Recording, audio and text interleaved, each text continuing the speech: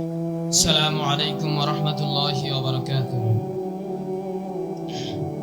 نحمد ونصلي على رسوله الكريم. أما بعد، فأعوذ بالله من الشيطان الرجيم. بسم الله الرحمن الرحيم.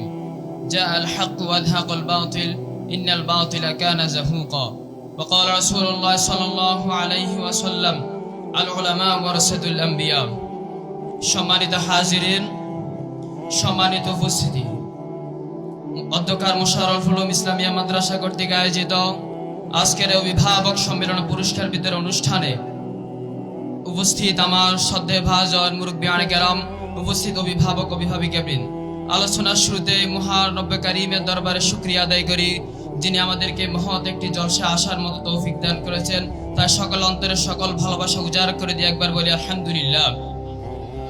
এবং তার শুরুতে সে মহামানব, যার আগমনে সুবাদ ফেলে সে আধারে থাকা মানব জাতি, সেই মহামানব রাসূলের শানে অন্তরের হৃদয়ের গহীন থেকে একবার দুরূদ প্রেরণ করি সাল্লাল্লাহু আলাইহি ওয়াসাল্লাম। সম্মানিত হাজিরিন, আমি আজকে আপনাদের মাঝে কওমি মাদ্রাসার ইতিহাস এবং অবদান সম্পর্কে কিছু কথা ব্যক্ত করার চেষ্টা করব। তাই আমি কওমি মাদ্রাসার আলোচনা ইতিহাস রাখতে হলে আমাকে যেতে হয় সে দারুল উলুম দেওবন্দে, যে ভারতবর্ষ শত বছর পর্যন্ত মুসলমানরা শাসন করেছিল। মুসলমানদের শাসনকালে 1558 সালে ব্রিটিশরা এসে ভারতবর্ষে গমন করেন। তারা সেখানে এসে ইস্ট ইন্ডিয়া কোম্পানির নাম দিয়ে পুরা ভারতবর্ষকে তারা দখল করে নেয়। সম্মানিত হাজিরিন, তারা সে ভারতবর্ষকে দখল করে মুসলমানদের তাহজিব, তামাদ্দুন, সংস্কৃতি, শিষ্টাচার সব ধ্বংস করে মুসলমানদের উপর নির্যাতন স্টিমরোলার চালিয়ে দেয়। এমনকি তারা বালাকোটের ময়দানে বহু উলামায়ে কেরামকে তারা শহীদ করে। এবং কি মুসলমানরা তাদের সাথে বিভিন্ন যুদ্ধ পরাজিত হওয়ার পর 1857 সালে হযরত মাওলানা এনায়েত আলী আর বহু উলামায়ে কেরাম মিলে সিপাহী বিপ্লবের নেতৃত্ব দেন। কিন্তু দুর্ভাগ্যবশত সেই বিপ্লব তারা ব্যর্থ হয়। তখন উলামায়ে কেরাম দেখলো যে আমরা মুসলমানরা ইংরেজদের সাথে সশস্ত্র বিপ্লব করে পারবো না, আমাদের জন্য প্রয়োজন একটি আদর্শ বিপ্লবের। সেই আদর্শ বিপ্লব ছিল দারুল উলুম দেওবন্দ, যা প্রতিষ্ঠিত হয়েছিল মহাভারতের উত্তম প্রদেশে দেওবন্দ শহরে, যাকে আল্লামা কাসেম নানুতুবি রশিদ আহমদ গাঙ্গুহি রহমাতুল্লাহ আলাইহির হাত ধরে প্রতিষ্ঠিত সে দারুল উলুম দেওবন্দ, যার লক্ষ্য ছিল ইসলামী সংস্কৃতির বিস্তার ঘটানো, ইসলামী জ্ঞান অর্জন করা, রাজনৈতিক ক্ষেত্রে পূর্ণাঙ্গ ভূমিকা রাখা, অর্থনৈতিক ক্ষেত্রে পূর্ণাঙ্গ ভূমিকা রাখা, সামাজিক ক্ষেত্রে পূর্ণাঙ্গ ভূমিকা রাখা। সম্মানিত হাজিরিন, সেই প্রেক্ষাপটে কওমি মাদ্রাসার ইতিহাস, দারুল উলুম দেওবন্দের ইতিহাস, যে দারুল উলুম দেওবন্দের হাত ধরে প্রতিষ্ঠিত হয় এই কওমি মাদ্রাসা। সম্মানিত হাজির, এটা শুধু একটি শিক্ষা প্রতিষ্ঠানের মধ্যে সীমাবদ্ধ নয়, এটা একটি আদর্শ মানুষ গড়ার শিক্ষা প্রতিষ্ঠান। যে শিক্ষায় শিক্ষিত হয়ে আপনার ছেলে সন্ত্রাস হবে না, ডাকাত হবে না, মা বাবাকে বৃদ্ধাশ্রমে বন্দী করবে না। এটা হচ্ছে এমন একটি আদর্শ শিক্ষা প্রতিষ্ঠান। এটা হচ্ছে আলেম তৈরির কারখানা। যে আলেম তৈরি হয়ে ইসলামী জ্ঞানকে মানুষের কর্ণকহরে পৌঁছে দিবে, সামাজিক ক্ষেত্রে পূর্ণাঙ্গ ভূমিকা রাখবে।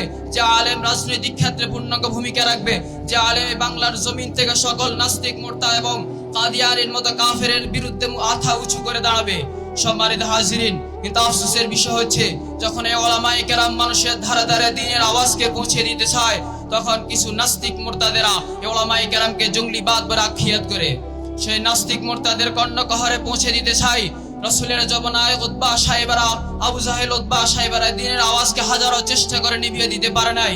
যোগ যোগ হাজার হাজার নাস্তিক মুরতাদেরা চেষ্টা করার পরও এই দ্বীনের আওয়াজকে নিভিয়ে দিতে পারে নাই। সে ভারতবর্ষে হাজার হাজার উলামায়ে কেরামকে নির্যাতন নিপীড়ন করে দ্বীনের আওয়াজকে বন্ধ করে দিতে পারে নাই। আমরা বলতে চাই, যেমন ভাবে রাসূলুল্লাহ সাল্লাল্লাহু আলাইহি ওয়াসাল্লাম এই দ্বীনের আওয়াজকে সমুন্নত রাখতে উহুদের ময়দানে দান মুবারক শহীদ করেছেন, বদরের যুদ্ধে অংশগ্রহণ করেছেন, তাইফের ময়দানে রক্ত ঝরিয়েছেন, যেমন ভাবে ওমর বিন খাত্তাব ভূমিকা রেখেছেন, যেমন ভাবে উলামায়ে কেরাম ভারতবর্ষে ভূমিকা রেখেছেন। যদি কোন নাস্তিক মুরতাদের দ্বীনের আওয়াজকে নিভিয়ে দিতে চায়, তো প্রয়োজন আবার সেই রাসূলের ভূমিকা পালন করা হবে। সে প্রয়োজন ওমর বিন খাত্তাবের ভূমিকা আবার পুনরায় পালন করা হবে। সে খালিদ বিন ওয়ালিদের ভূমিকা পুনরায় পালন করা হবে। সে উলামায়ে দেওবন্দের ভূমিকা পুনরায় পালন করা হবে।